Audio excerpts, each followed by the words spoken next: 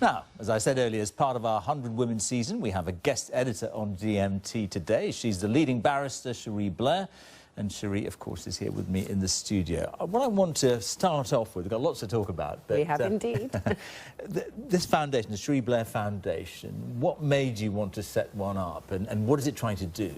Well, I wanted to do something to help women across the world. And my main belief was that actually if women have financial independence, they're able to make choices. If you have no financial independence, then you can't make choice. You can't say no to an abusive father or an abusive husband.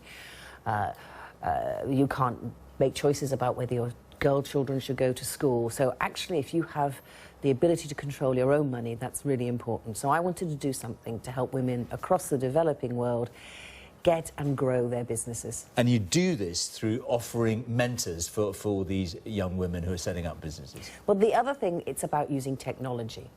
So in the 21st century, we can reach more women, we can do more things, provide them with more resources than we ever can before because of technology. And our mentoring program is an example of that. It's a bit like running a dating agency, but not quite, because we ask people who will volunteer 2 hours a month to mentor a woman using the internet. You may be doing emailing, you may be doing Skyping, but the main thing is you're giving support and advice to a businesswoman who has a particular project, and we match the person to the woman and the project. What we've done actually is to get hold of one of you've got Angela, who you've been helping her. Her name is Angela Ndereyerio, and she is, I suppose the word is a mentee. It's an ugly word, but Angela, thank you for your time. How did having a mentor help?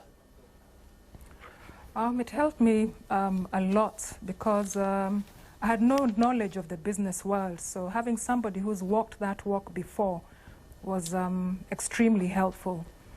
I've had the privilege of having 2 mentors actually now, so it has really helped me. So for example, I mean, businesses, one of the biggest challenges is getting finance, getting investment. Have the mentors helped you to present your case any better? Yes, they have, because I had no knowledge of a business plan. I thought you just walk in and start a business and voila, tomorrow I'm working. The business plan has really helped me. I've been able, through the Cherie Blair Foundation, to... Oh dear, what a shame. We've lost the technical difficulties. Well, listen. Well, I know Angela because I've seen her in Kenya, and she has a great mentor, Carmen. But one of the things, Angela had this great idea for a seed business, which was to help the smaller farmers get better quality seeds to increase their production and the quality of their food.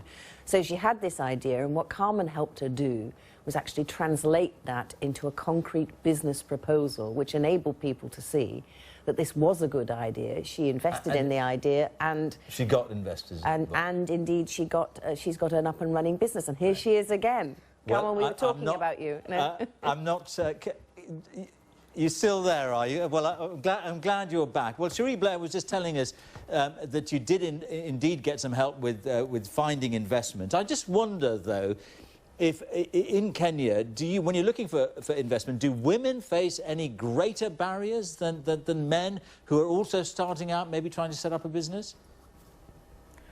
Yes, we do. We have a problem that banks and investors tend to think of us as merry-go-round women. You know, we can only be offered so little. There's a ceiling that they can offer to us, but not a great amount of money. So that's really a challenge. It's more for group women or women who have little shops, maybe a hairdressing salon, but not to this magnitude. Okay. Not something like a seed company, no. All right, Angela, we have to leave it there, but thank you and good luck with your business. Thank you very much. All right. Well, listen, you've been guest editing today, and one of the things, as you saw, we've been looking at Janet Yellen and the possibility that she might become the first woman to head up the Fed. What are your thoughts on that? Well, you know, I think there's a connection between what Angela just said and Janet as well, because she was talking about the perception of women and what they can and cannot do. So in her case, as a businesswoman trying to get someone to take her seriously to invest in what is a good business idea, she came up against this idea that women don't do that sort of thing. Yeah. Now we're talking in Janet an example that shows that women absolutely do that sort of thing, and indeed are absolutely capable and totally well qualified to become, if she is accepted in her appointment, the head of, as you said, the biggest reserve bank in the world. Isn't there a question here? I mean, not whether women can do jobs or not, but that they work under the same constraints. Janet Yellen, when she gets her well, if she gets her job, will work under constraints, and that actually, until you do something about the way business is run, perhaps women can't push ahead as much as they might.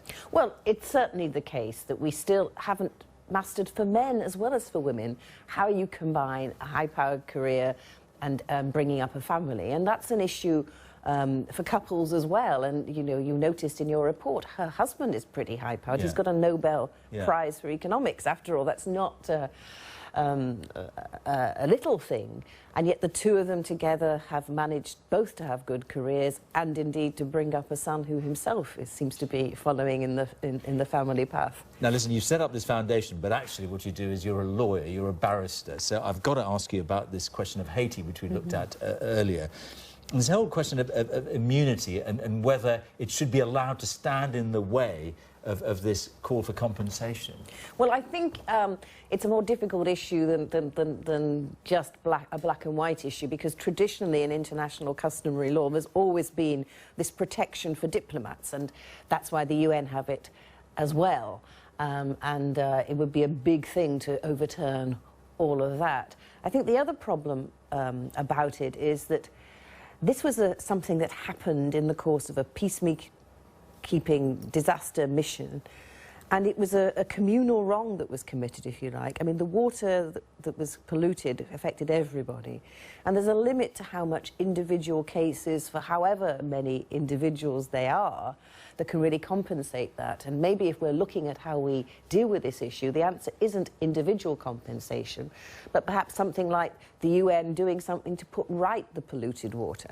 Just very, very quickly, briefly, I mean, do you think we're right to do the Marilyn Monroe story today about cosmetic surgery? I find this a really difficult one, because my first thought is, you know, leave the poor girl alone, and why are we obsessed even now, even in her death, with this woman's appearance, when actually the reason she's famous is because she was good at her job. She was a good actress, just as Janet is a good economist and well qualified for her job. Do we really care what she looked like? And just as you're here because you're a good lawyer and you set up this foundation, but there will be some people who say, well, actually, Cherie's here because her husband happens to be one of the most famous politicians on the planet. How have you dealt with, and it must be a challenge to be married to someone like Tony Blair? Well, I think that more and more we're seeing couples, because once upon a time, you know, women didn't have education. Now women not only having education, but are succeeding even better than men at education. We're going to have more and more of this, where couples meet together and have parallel careers. And we go back to your question, which was, how do we ensure that the world of business has adapted to make sure that they can both do that and also do and have a good family life? And that's a whole programme in itself. No, but just very quickly, I mean, do people sort of say, oh, well, you know, you're Mrs. Blair, you're not really Cherie Booth, I mean, you know, you're not the lawyer? Well, sometimes it's strange. Some of my male colleagues, of course, who are QCs, that's the most prestigious thing in their family. I'm just unfortunate that my husband happened to have possibly a slightly more prestigious job. Cherie Blair, well, thank you very much for your influence on those bits of the programme that you looked at. It's been fun having you here. It's been great fun for me. I've learnt a lot. Thank you. And we'll be joined by more special guests across the BBC World in the next few weeks as part of our 100 Women season, which will culminate in a conference of 100 women here at Broadcasting House in London. And don't miss Impact on the 15th of October at 1300 GMT, when Camilla Shamsi, the Pakistani author of Burnt Shadows and the Orange Prize for Fiction nominee, will be guest editing. So that's it from this rather unusual edition of GMT. From me and my team, goodbye and stay well.